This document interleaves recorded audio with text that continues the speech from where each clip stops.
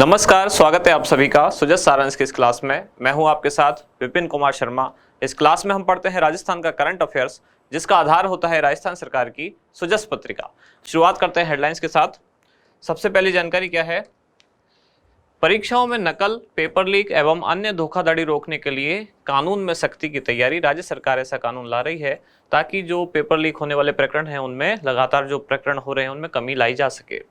इधर है, श्री गहलोत ने प्रतापगढ़ में 11 सड़क परियोजनाओं के लोकार्पण शिलान्यास कार्यक्रम में कहा कि बेहतर सड़कों से प्रदेश के विकास को गति मिली। साथ ही केंद्र सरकार से भी आग्रह किया है कि मुख्यमंत्री श्री गहलोत ने केंद्रीय मंत्री से आग्रह किया कि राजस्थान की 50 सड़कों को राष्ट्रीय राजमार्ग घोषित किया जाए।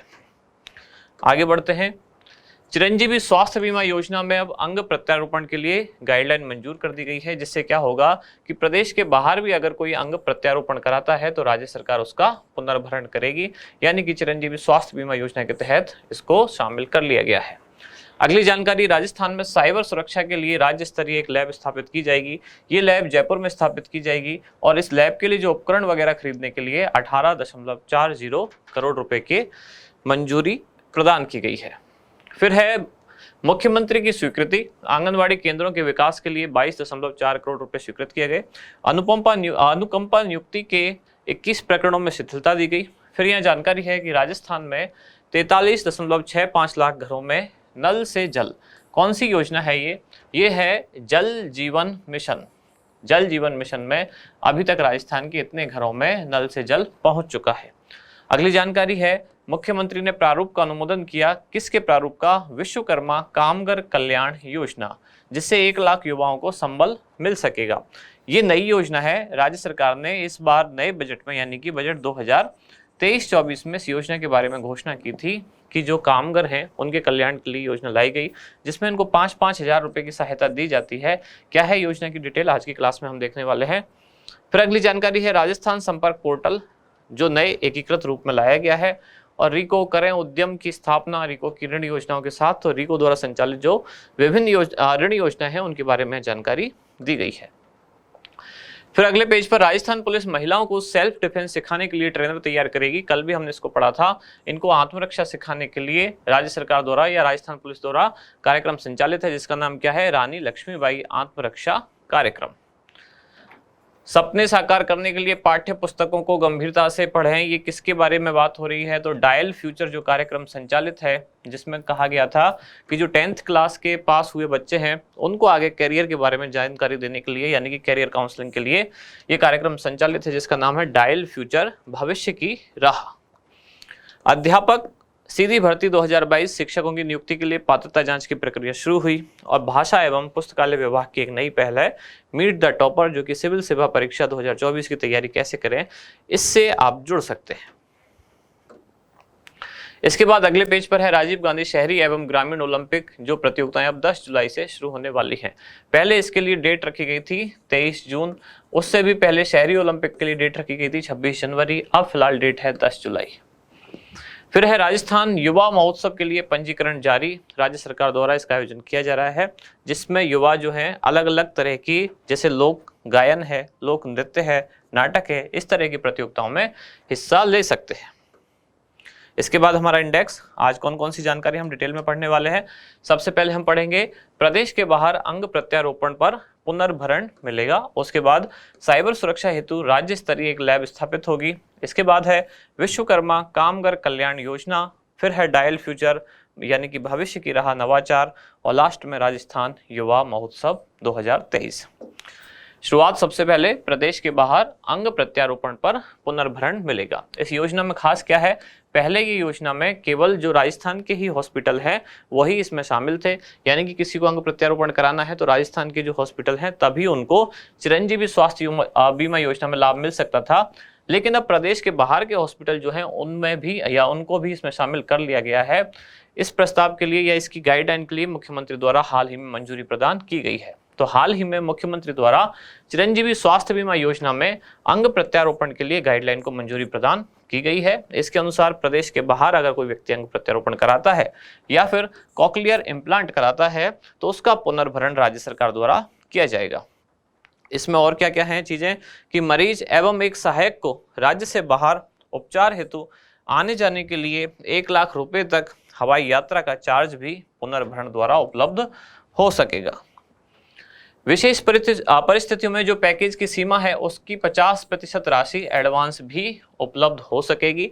वर्तमान में इस योजना के तहत प्रदेश के जो सूचीबद्ध अस्पताल हैं उनमें अंग प्रत्यारोपण के 37 पैकेज, साथ ही कॉक्लियर इम्प्लांट के लिए 5 पैकेज इसमें शामिल है। अगली जानकारी है साइबर सुरक्षा हेतु राज्य स्तरीय एक लैब स्थापित की जाएगी। ये लैब कहाँ स्थापित होगी? राजस्थान पुलिस एकेडमी जो कहाँ पर है, जयपुर में, वहाँ साइबर सुरक्षा के लिए एक राज्य स्तरीय लैब की स्थापना की जाएगी, जिसका उद्देश्य क्या होगा? साइबर अपराधों की रोकथाम। अब इस लैब की स्थापना के लिए कुछ नए उपकरणों की जरूरत पड़ेगी। इन उपकरणों की खरीद के लिए 18.40 करोड़ रुपए की वित्तीय मंजूरी प्रदान कर दी गई है। मुख्यमंत्री द्वारा वर्ष 2023-24 के राज्य बजट में एक घोषणा की गई थी कि राजस्थान में स्थापित किया जाएगा centre of cyber security, counter terrorism and anti insurgency. अगली जानकारी है विश्वकर्मा कामगार कल्याण योजना। राज्य सरकार का जब बजट आया 2023-24 वाला, किस दिन आया? ये 10 फरवरी 2023।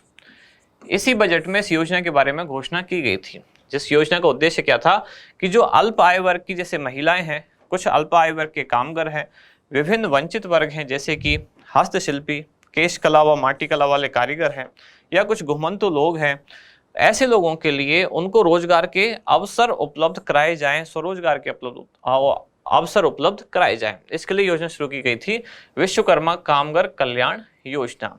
अब योजना में अवसर कैसे उपलब्ध कराए जाएंगे इनको? तो इनको जो उनके काम के लिए जो आवश्यक किट चाहिए या फिर जो आवश्यक उपकरण चाहिए जैसे कि सिलाई मशीन इत्यादि, तो इनको खरीदने के लिए राज्य सरकार द्वारा 5-5 हजार रुपए की इनको अनुदान राशि उपलब्ध कराई जाएगी। जिससे क्या होगा? इस योजना के अंतर्गत कुल 1 लाख युवा लाभान्वित होंगे।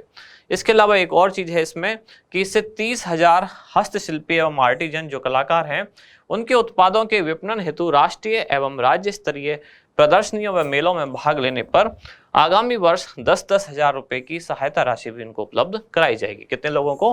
कुल 30,000 लोगों को। किन चीजों में? अगर वो राष्ट्रीय या फिर राज्य स्तरीय प्रदर्शनी या मेले में भाग लेते हैं। अगली जानकारी है डायल फ्यूचर, भविष्य की राह नवाचार। इस कार्यक्रम को हम पहले भी 1-2 बार पढ़ चुके हैं। क्या है ये कार्यक्रम? कब शुरू हुआ? 28 जून को शुरू हुआ, जो 5 जुलाई तक संचालित रहेगा।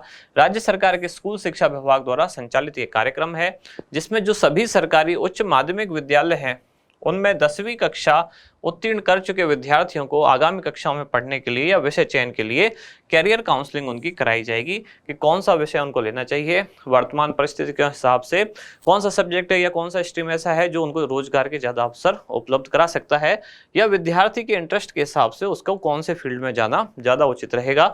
इस तरह के कैरियर परामर्श इनको दिए जाएंगे इस कार्यक्रम में, जिसका नाम है डायल फ्यूचर, भविष्य की राह। इसका और विवरण क्या है कि पथ प्रदर्शक के रूप में पहले शिक्षकों का चयन किया जाएगा, फिर वो शिक्षक इन विद्यार्थियों को जानकारी देंगे यानी कैरियर संबंधित परामर्श देंगे। इस कार्यशाला में भविष्य की राह कार्यक्रम लॉन्च किया गया। ये जांच नहीं है, ये है लॉन्च।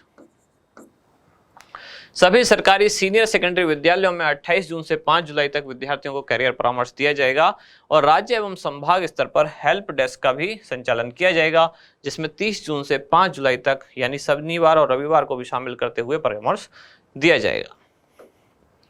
फिर है राजस्थान युवा महोत्सव 2023, जिसके आयोजन की तिथियां क्या क्या हैं? ब्लॉक स्तर पर 5 जुलाई से 25 जुलाई, जिला स्तर पर 26 जुलाई से 10 अगस्त, राज्य स्तर पर 20 अगस्त से 22 अगस्त तक इन तिथियों पर राजस्थान युवा महोत्सव का आयोजन किया जाएगा, जिसका आयोजक कौन है? राजस्थान युवा बोर्ड, खेल मामले का जो मंत्रालय है वो भी इसमें आयोजकों में शामिल है, युवा एवं खेल मामला। प्रदेश की सांस्कृतिक विरासत को संवारना इस कार्यक्रम का मुख्य रूप से उद्देश्य है। इसकी क्या क्या विशेषताएं हैं? इस महोत्सव में जो संबंधित क्षेत्र के सरकारी और गैर सरकारी शिक्षण संस्थान हैं उनके विद्यार्थी इसमें भाग ले सकेंगे। मुख्य रूप से जो लोक कलाकार हैं जैसे कि लोक गायन, लोक नृत्य, नाटक, चित्रकला, कविता, शास्त्रीय वाद्य यंत्र, इनकी प्रतियोगिताएं इनमें आयोजित की जाएंगी। राज्य सरकार की जो जन कल्याणकारी योजना है उनका भी यहाँ प्रचार प्रसार किया जाएगा और युवाओं को करियर के लिए भी मार्गदर्शन दिया जाएगा। अब इसमें एक बात यह है कि अलग अलग स्तर पर यदि प्रतियोगिताएं आयोजित की जाएंगी तो उन स्तरों पर विजेताओं को इनाम भी या पुरस्कार भी दिया जाएगा। जैसे राज्य स्तर पर विजेताओं को कुछ नगद पुरस्कार भी दिए जाएंगे। अब राज्य स्तर पर भी दो कैटेगरी होंगी, एक सामूहिक प्रतियोगिता या टीम वाले इवेंट है और एक एकल प्रतियोगिता। तो सामूहिक प्रतियोगिताओं में राज्य स्तर पर प्रथम स्थान लाने वाले को 20,000, दूसरा स्थान लाने वाले को 15 और तीसरा स्थान लाने वाले को 10,000 रुपये पुरस्कार स्वरूप दिए जाएंगे। जबकि एकल प्रतियोगिताओं में प्रथम स्थान लाने वाले को 5,000, दूसरा स्थान लाने वाले को 3,000 और तीसरा स्थान लाने वाले को 5,000 रुपये पुरस्कार स्वरूप प्रदान किए जाएंगे। इसके बाद है आज का अभ्यास प्रश्न। विश्वकर्मा कामगार कल्याण योजना के अंतर्गत आवश्यक किट या उपकरण उपलब्ध कराने हेतु राज्य सरकार द्वारा कामगारों को कितने रुपए की आर्थिक सहायता दी जाएगी? ऑप्शन है आपके 5,000 रुपये, 10,000 रुपये, 20,000 रुपये या फिर 25,000 रुपये। तो इसमें से क्या होगा सही जवाब, वो आप बताएं कमेंट्स में। आप मिलते हैं कल अगली न्यूज के साथ अगली क्लास में। धन्यवाद।